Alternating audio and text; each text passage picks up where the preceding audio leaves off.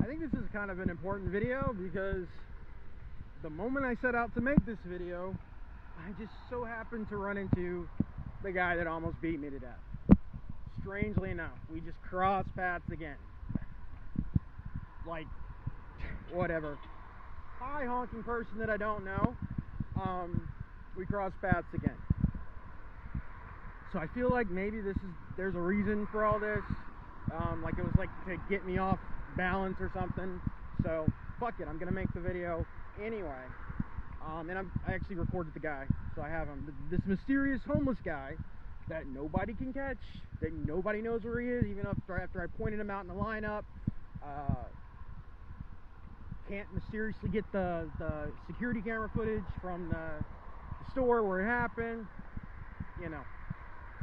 Anyway, so that all being done, Independence Day resurgence. The second Independence Day film that came out, I think in 2016. There's a very important aspect to that movie, and I need you to go back and study it. This is very, very, very, very, very important. I'm not going to break it down fully. Maybe I will in the future, but I feel like you just need to put your eyes on it, even though I'm kind of going to describe a lot of it. So, the basic premise behind Independence Day 2 is the aliens from the first movie come back. It's 20 years later, and in the wake of, you know, the first war, mankind has kind of recovered a bunch of alien technology, and they've kind of strengthened their military and, you know, kind of created these like hybrid weapons, you know, part our tech, part their tech, and created like a global defense grid. That doesn't really help because the aliens come back again. These locust-like harvesting aliens. They come back to Earth with a bigger ship.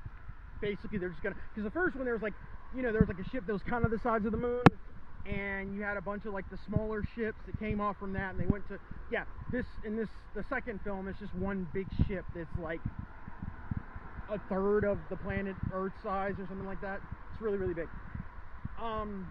But the important thing about, if you don't take away anything else from this movie that I'm asking you to watch, if you haven't seen it, is that before the harvesting aliens get there, okay, a portal opens in front of the moon, and this giant sphere comes out, and it's like trying to communicate with them, but they shoot it down, or they try. I think they do shoot it down.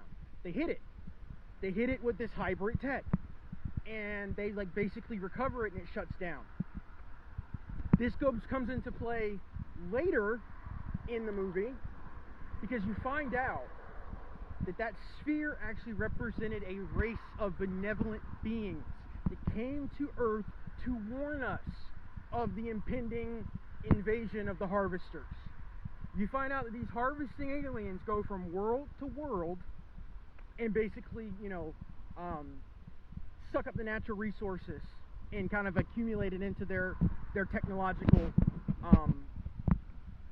ecosphere, like the Borg in Star Trek. They wiped out this species, this sphere-making species. They wiped them out, but they have basically kind of like taken what tech they have and kind of become like marauders. They're going from planet to planet, world to world, helping who they can. And actually, when Jeff Goldblum is talking to him, he's like he asks a few questions, and she's like, yeah, I came here to basically evacuate you from Earth. We have another world, a sanctuary world, where we take misplaced species that have been, you know, beings that have, you know, come from worlds ravaged by the harvesters, and we keep them safe, and we teach them to build better technology to then go back out and fight them. And basically, like, at the end of the movie, because you also find out too, which you didn't know in the first movie, that these harvesting aliens, that they have a hive collective, and they all run off of a queen. And so in the second movie, the Queen actually shows up on Earth. And the Queen is looking for the sphere, because again, they made a point of going across the galaxy, wiping this particular race out, the Sphere Makers.